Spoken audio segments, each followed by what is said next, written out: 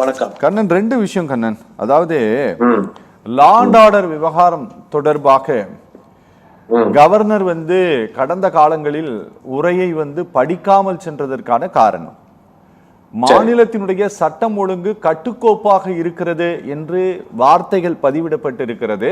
அதை என்னால படிக்க முடியாது, அது உண்மைக்கு மாறானது, யதார்த்தத்திற்கு முரணானது.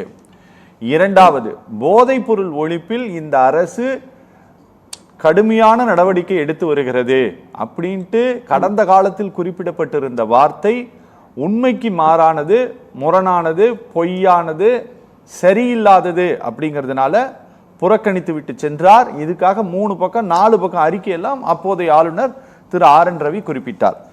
ஆனால் இன்று அதே வார்த்தைகளை இந்த அரசு குறிப்பிட்டிருக்கிறது. போதைப் பொருளை ஒழிக்க இந்த அரசு உறுதியான நடவடிக்கை எடுக்கும், கடந்த காலத்தில் எடுக்கப்படவில்லை. சரியா? 2, மகளிர் மற்றும் குழந்தைகளுக்கு பாதுகாப்பான சூழலை உருவாக்குவதே இந்த அரசினுடைய நோக்கம். தவறு செய்யும் நபர்கள் மீது கடுமையான நடவடிக்கை எடுக்கப்படும். சரியா சார்? இந்த 2 பாயிண்ட்ல இருந்து நான் உங்ககிட்ட கேள்வி கேட்கிறேன் சார். யாரு தப்பு பண்ணாலும் போலீஸ் கண்டிப்பா நடவடிக்கை எடுக்கத்தான் செய்வாங்க, எடுக்காம இருக்க மாட்டாங்க. ஆனால் இந்த அரசு அமைந்த பிறகு என்ன நடந்தது அப்படின்னு பார்த்தா, மேஜரா அரெஸ்ட் ஆகக்கூடிய சார் டிஎம்கே கவர்மெண்ட் இருந்த போதும் தவறுகள் நடந்திருக்கிறது, கட்சி நிர்வாகிகள் கைதாகி இருக்கிறார்கள். அதிமுக இருந்த போதும் நடந்திருக்கிறது. ஆனா இந்த ஒரு 38 டேஸ்ல நீங்கள் பெரும்பாலான கைதுகள் அனைத்துமே டிவிகே நிர்வாகிகள் தொடர்பாகத்தான் இருக்கிறது. அரசானவங்க இப்ப சார் சொன்ன 24 மணி நேரத்தில் 12 பாலியல் பலாத்காரங்கள்னா அதுல ஒரு 4-5 டிவிகே காரன் இருக்கிறான். இந்த வித்தியாசத்தை எப்படி சார் புரிஞ்சுக்கிறது? வெள்ளை அறிக்கையை வெற்று அறிக்கையாக எப்படி நிதி அமைச்சகம் வெளியிட்டதோ அது போல்தான் இன்றைக்கு ஆளுநர் உரையும் வெற்றி அறிக்கையாகவே இருந்திருக்கிறது. வெற்று பேப்பர். தன் கடமையை ஆளுநர் செய்திருக்கிறார், தனக்கு வழங்கப்பட்ட வாய்ப்பை பயன்படுத்தி இருக்கிறார். தினந்தோறும் மின்வெட்டு பிரச்சனை இருக்கு தமிழ்நாட்டுல. ஆனா அந்த மின்வெட்டு பிரச்சனையை எப்படி சரி செய்ய போறோம்? ஏன் மின்வெட்டு பிரச்சனை தமிழகத்தில் ஏற்படுகிறது, எதனால் ஏற்படுகிறது, எந்த விளக்கமும் இல்லை. தமிழ்நாட்டுக்கு வர வேண்டிய தொழில்களும் தொழில்துறைகளும் ஏற்கனவே வருவதற்கு நெருக்கம் காட்டிய நிறுவனங்கள் கூட இன்றைக்கு ஆந்திராவுக்கு செல்கின்றன. கிட்டத்தட்ட 30,000 கோடிக்கு மேலான தொழிற்சாலைகள் ஆந்திராவுக்கு செய்யும். அதை பத்தி இந்த உரை எதையுமே பேசல. அது சம்பந்தப்பட்ட அமைச்சரும் பேச மாட்டார். சுற்றுலாத்துறைக்கும் சுற்றுச்சூழல் துறைக்கும் வித்தியாசம் தெரியாத அமைச்சர்களா இந்த அமைச்சரவையில தான் இருப்பார். முருகன் கோவிலுக்கு போய் முறுக்கு சுட்ட நாள் எந்த நாள் அப்படின்னு கேட்கிற அமைச்சரும் இந்த ஆட்சியில தான் இருப்பார்.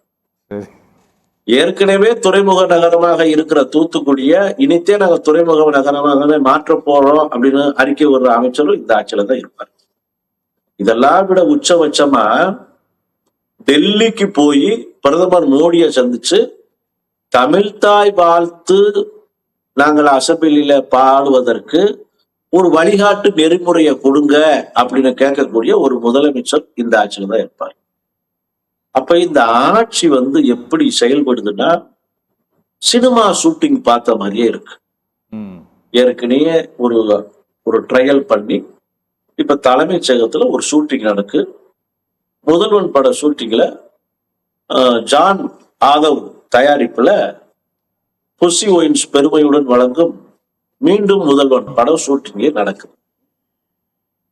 இந்த உரை மூலமா நம்மளுக்கு தெரிய வருது என்னன்னா, நீங்க கேட்ட மாதிரி மத்திய அரசிற்கும் மாநில அரசிற்கும் ஒரு இணக்கமான போக்கு ஏற்பட்டிருக்கிறதா? ஆம், ஏற்பட்டிருக்கிறது. இந்த ஒரு கடந்த சில வருடங்களாகவே நம்ம பார்த்தோம், ஆளுநருக்கும் ஆளும் அரசிற்கும், ஆளுநர் அசம்பிளிக்குள்ள வந்தாலே சண்டை சச்சரவு, ஒரு மாதிரி அன்னைக்கு நாள் முழுக்க பரபரப்பு செய்தியாவே காட்சி அளிக்கும். ஆனால் இன்றைக்கு வெரி ஸ்மூத்தாக இந்த அவை சென்றிருக்கிறது. நம்மளுடைய மரபுக்கு மாறாக தமிழ்தாய் வாழ்த்து பாடிய முடித்தவுடன் மீண்டும் தேசிய கீதம், நிகழ்ச்சி முடித்தவுடன் மீண்டும் தேசிய கீதம். அதை ஆளுநர் மாளிகை பெருமையா வேற சொல்லிக் கொள்கிறது. ஒரு பயங்கரமான போக்கு தமிழ்நாட்டில் மாறிவிட்டது, நிகழ்ந்து விட்டது, ஏதோ பிரளயமே செய்து விட்டது போல் அவர்கள் பெற்றுக் கொள்கிறார்கள். இதெல்லாம் நடந்துவிடக் கூடாது என்றுதான் அரசியல் நோக்கர்கள், அறிஞர் பெருமக்கள் எல்லா பேரும் எதிர்பார்த்தாங்க. ம். அதாவது எதையுமே தெரியாத அமைச்சர்கள், ம்.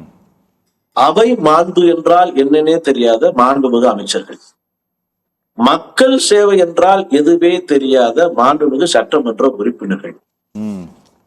இவர்களெல்லாம் வழிநடத்துவதற்கு எப்படி வழிநடத்துவது என்று தெரியாத மாண்புமிகு முதலமைச்சர்.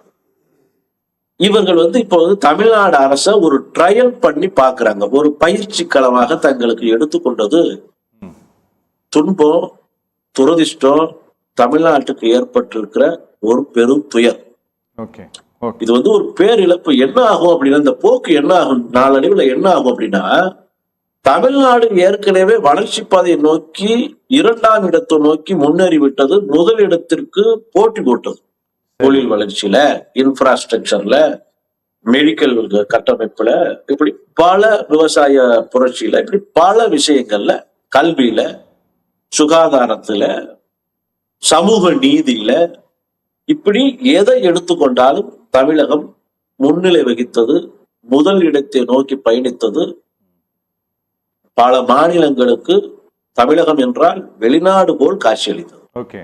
ஓகே. புரியுது. ஆனால் இந்த ஆட்சியினுடைய ஒரு மாத போக்கை நாம் பார்க்கும்போது என்ன தோன்றுகிறது, இந்த வளர்ச்சி எல்லாம் தளர்ச்சியாக மாறிவிடுமோ, இந்த முன்னெடுப்புகள் எல்லாம் பின்னோக்கி சென்று விடுமோ என்கிற பயத்தை தான் ஏற்படுத்துகிறது. Okay. Okay. Okay. Okay. Okay. பேசலாம் நம்ம.